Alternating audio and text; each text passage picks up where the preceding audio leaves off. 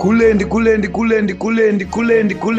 muri yeZimbabwe zvatanga iko zvinezvi situation yatiri kuona panapa ndiri kukutaurirai kuti tiri kunakidzwa zvekuti vamwe vanhu vachazvambuka lomunyaka noise yese drama rese ratanga tichinzwa apa iko zvinezvi successor wapresident Emerson Mnangagwa atobhizi kutonokampena kuda kwasha Tigwirei ndiye akutohosta achitofamba achitungamirira marally iye zvaari kufamba achiudza vanhu kumarally kwake ari kufamba achitaura kuti zvoni 2030 vaMnangagwa ngava-extend vanoita ende takataura nana ziyambi kuti vakomana endai munotsvaga ma-loopholes mu-extend pa-constitution apa saka uri kuona kuti penyaya dzese dziri kutaurwa idzodzi nana Tigwirei ane imwe futi speech yake yazobuda achitaura kuti zvoni isusu vakomana takuda kuti vanhu vematakshop vese zvavo regerai kuita matakshop zviri kuda kuitwa nemalocals akati regerai kuita masafe station mabusiness emalocals kumasafe station even though tichiziva zvedu kuti iyeka akutoda kutokata competition kuside remasafe station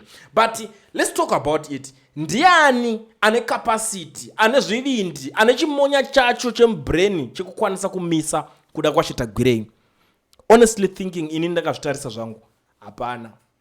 Tigwirei anokwanisa kunyatsomumisa even though toda kuona kuti zvazvitaura Mutsvangwa ane zvinhu zvaanga achitaura akati yose yakunoregedza kufamba ichisiyana neskiri rekufamba uchitaura kuti maforeigners haumade haudi vanhu kumaforeigners kumatakshop siyana nazvo izvozvo because Mutsvangwawo anenge achibenefita kune vanhu ivavo kuti nenge tumasmall scale tumabusiness tudiki Mutsvangwa anenge atsikirwa madomasi ake. Same applies nezvinhu zvakaitika apa pano mwakambotsika madomasi echigananda if you guys still remember pane nyaya dzetu izvozvo tine vanhu vakawanda varimo mukati. If you guys still remember pane mukomana weyo hanzi Mandizvidza inspector Mandizvidza mukomana weyo akazonzi brain dzake dziri kutaika brain dzake dziri kutacha up to now angorimo mukati haana kana ngirini yaari kukwanisa no trial no chi angonzi brain dzake hadzisi fit kuti auye kunoendeswa kutrial. Mukuona vanhu vekuti vanenge vakaita se vakasendekwa paside itimu rese raiopoza zve2030 roro but iyo tomboisa paside. Let's talk about nyaya iripo paground iri kunetserwa nana Christopher Mutsvangwa ini handisi kunyatsonzwisisa zvaari. Mutsvangwa munhu wekuti iye ari kutotaura kuti iyo ningirikini Mnangagwa haasi kutombopinda pa2030 pacho. That's Christopher Mutsvangwa for you. Haasi kutomboda kunzwa nyaya ya2030 Mutsvangwa ndo zvaari kuclaima kuti Mnangagwa apinde 2030 haasi kurowa kusvika 2030 akati haasi kusvika ikoko saka ndo mashoko ari kufamba Mutsvangwa knows very well. Mutsvangwa haasi kuda kuti Tigwirei ave successor because vanoziva kuti once Tigwirei angoita successor Mutsvangwa hachafaka panhuwa paya generation diki yese inenge yakushanda very hard kuti isvikewo pamapositions iwayo mawo veteran pawo panenge patovaperera hapasina anenge achanzi iwo akarwa hondo mawo credentials ako anokuda kuti uye unge achikutsvagira place muZANU-PF chichimeme zvinenge zvatodhakwira zvatoperera ipapo. Like what happened in Mozambique vakabva vangoisa mukomana wechidika sinombobva raenda kuhondo zvatopera, the rest is history. Ndo the same thing ndo kwavari kutora manotsi ekuti kuZimbabwe vada kuchinja zvinhu zvese vanoti madhara hondo makarwa but takutaura zvekuendesa kumberi vanhu vanenge vane vanhu vavo. That's why muri kuona kuda Tigwirei mari iripo investment dzake anenge akatoita ari kungodedzera kuti tauda kuenda kumberi but now dakuratidza something. I want to show you kuti kuda kwasha Tigwirei is someone who is well prepared akagadzirira pari kutaurwa zvinhu zvese nana Christopher Mutsvangwa. Kuda kwasha Tigwirei ane mafoot soldiers ake vari kumuprotecta mumastreets. If you guys still remember pa 2023 election paya Mnangagwa anga nevanhu vanga akagadzirirwa vaimuprotecta varakashi chaivo on social media vakomana vaipiwa masalaries kuti vakwanise kuramba vachita se vachirakasha. Zvasiyana nazvo mazuva ano I don't know kana mari dzaya dzichiri kubuda but taitoziva kuti manguva yaya vaitengerwa madata vaitengerwa everything aigara vari online vachirakasha vachiita izvozvo.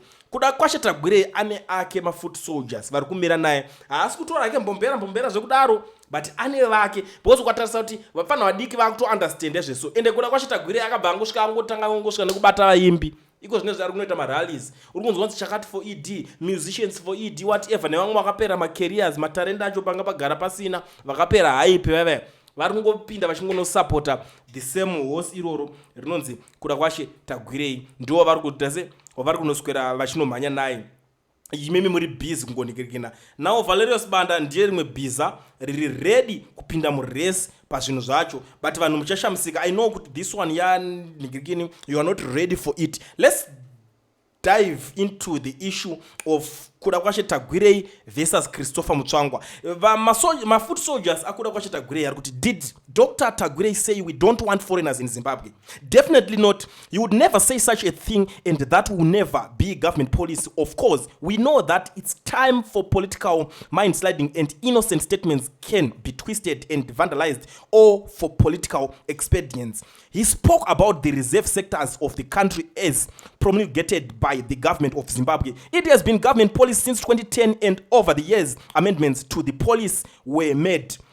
What's key here is that these sectors are easy entry business that have the potential to empower thousands of Zimbabweans, unlike other countries where immigrants go to look for jobs. In Zimbabwe, most of the immigrants come to open businesses. They have capital that could be channeled to areas where most Zimbabweans lack capital, but some choose to go into the easy entry sectors. The policy is meant to channel foreign capital into sectors that most Zimbabweans can't enter. Despite this policy, many Zimbabweans haven't entered into these reserve sectors due to lack of capital and other constraints. Dr. Tigwirei is coming with the financial and technical support to support Zimbabweans who want to enter the reserve sectors. Any rational person would support this because it is the missing link. We can reserve the sectors, but without financial and technical support, the people that were there meant to benefit from the policy will still not benefit.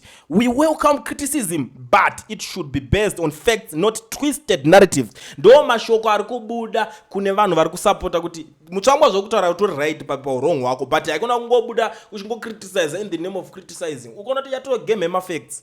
Yapera nguva yekuti we went to war. Tanga tiri kuhondo tichita like I've been challenging people to send me videos of Christopher Mutsvangwa ari muhondo, even pictures tumboonawo, because munhu anga ari kuuniversity. That English aidzidza ungabata waidzidza futi nguva ipapo zvaiendera zviri kuenderana papi. Unongoona wega kuti this guy kwake kwaanga ari ndeuku. Inini pandakanzwa history yaChristopher Mutsvangwa hanzi aiba mabhurugwa evakadzi. Anyway, ndingazonzi ndiri kutaurisa, but iyi ndo nyaya yatakatonzwawo because handi nyaya dzekuhondo. We were not there, but history yagara inongoramba iripo. Like I always tell people kuti history will judge them, and it will judge them harshly. Ndo zvakutoitika ipapo takutonoti Mutsvangwa ari kujudgewa nehistory yekunzi aiba mabhurugwa evakadzi kuhondo ikoko, kwete zvekurwa hondo, kwete zvekubata pfuti achinomunikirina vanhu. Ameno munoiona sei nyaya yacho. Ndisati ndadisappear zvangu sandapedza semunhu apedza basa kudai so. Ndagara ndangozivisa maZimbabweans vari muSouth Africa mada kuregisterwa makambani nekuvhurwa maFNB business account vasina mawork permits kana mastudy permit. Zviri easy mazuva ano. Pane company inonzi Education Research inotungamirirwa nana Mukoma Owen. Vabate taurai navo, namba ndatosiya pa screen. Vanokuitira vari kwavari, imimi muri kwamuri, amunide kuenda kwavari. So contact them. Torai ma screenshot mubatsirwe pane this problem. Kanenge karika problem kadiki, but ivo vano isolva zviri easy. Saka garai mataurana na Mukoma Owen ve Education Research. Ini pangu ndatopedza ipapa.